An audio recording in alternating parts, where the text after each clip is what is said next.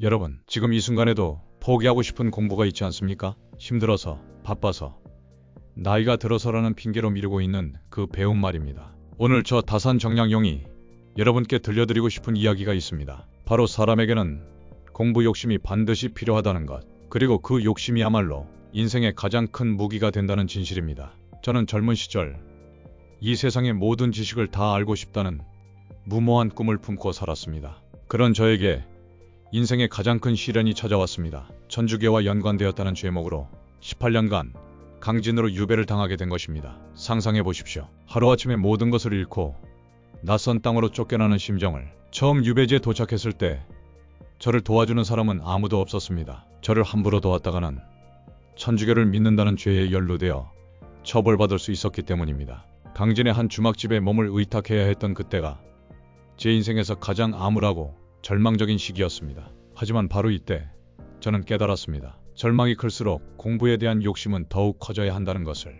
고난이 깊을수록 학문에 대한 갈망은 더욱 치열해져야 한다는 것을 말입니다. 그렇게 저는 유배지에서 공부와 저술에 몰두하기 시작했습니다. 호롱불 하나에 의지하며 밤을 새워가며 글을 썼습니다. 가부좌를 틀고 앉아 피곤하면 잠시 쪽잠을 자다가 다시 일어나 펜을 들었습니다. 그 결과가 무엇이었을까요?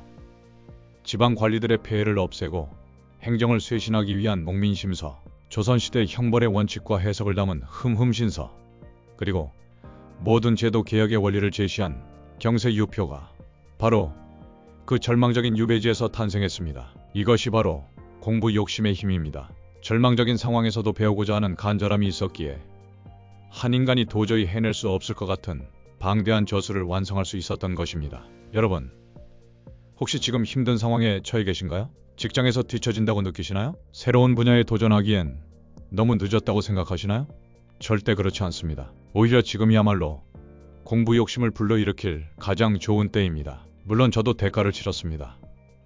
수백 권의 책을 쓰느라 눈을 혹사시켜 늘 안경을 써야 했고, 오랜 시간 앉아서 글을 쓰느라 중풍에 걸리기도 했습니다. 빈혈과 각종 고질병을 달고 살면서도 악착같이 버텨가며 저술 작업에 매달렸습니다. 하지만 후회는 없습니다.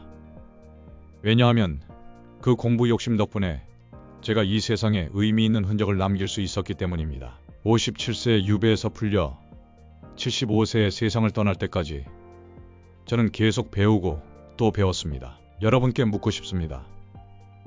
과연 편안함과 안주가 여러분에게 무엇을 가져다 주었습니까? 반대로 치열한 공부 욕심이 여러분의 인생을 어떻게 바꿀 수 있을지 상상해 보신 적이 있으신가요? 현대를 살아가는 여러분에게도 공부 욕심은 반드시 필요합니다. 급변하는 세상 속에서 살아남기 위해서는 끊임없이 배우고 성장해야 합니다. 하지만 많은 분들이 핑계를 댑니다. 시간이 없어서요.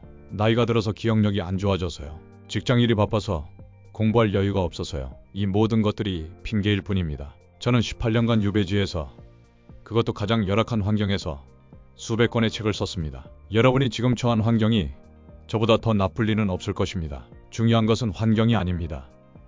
중요한 것은 공부에 대한 욕심, 배움에 대한 간절함입니다. 그 욕심만 있다면 출퇴근 지하철 안에서도 점심시간 30분 동안에도 잠들기 전 10분 동안에도 얼마든지 배울 수 있습니다.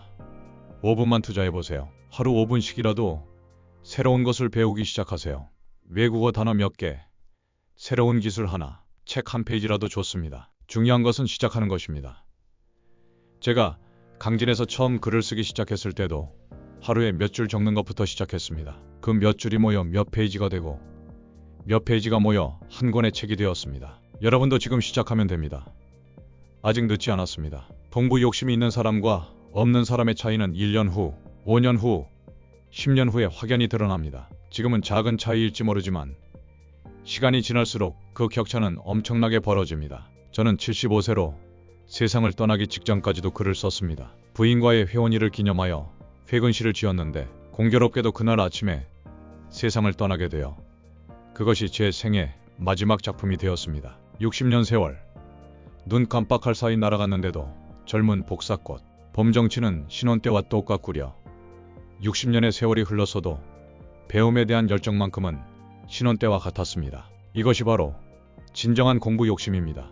나이가 들어도, 몸이 아파도, 상황이 어려워도 절대 포기하지 않는 배움에 대한 열망 말입니다. 여러분, 오늘 이 이야기를 듣고 마음속에 작은 불씨라도 생겼기를 바랍니다. 공부에 대한 욕심, 배움에 대한 간절함이 여러분의 인생을 완전히 바꿀 수 있습니다. 지금 당장 무엇부터 시작할지 정해보세요. 새로운 언어, 새로운 기술, 새로운 분야, 무엇이든 좋습니다. 중요한 것은 시작하는 것, 그리고 포기하지 않는 것입니다. 절망적인 유배지에서도 위대한 학문적 성취를 이뤄낸 것처럼 여러분도 지금의 어려운 상황을 공부 욕심으로 극복할 수 있습니다. 오늘부터 하루 5분씩이라도 새로운 것을 배워보세요. 그 5분이 모여 여러분의 인생을 완전히 새로운 차원으로 끌어올릴 것입니다. 늦은 때란 없습니다. 지금이 바로 시작할 때입니다. 공부 욕심을 품으세요. 그것이 여러분이 세상에 남길 수 있는 가장 값진 유산이 될 것입니다.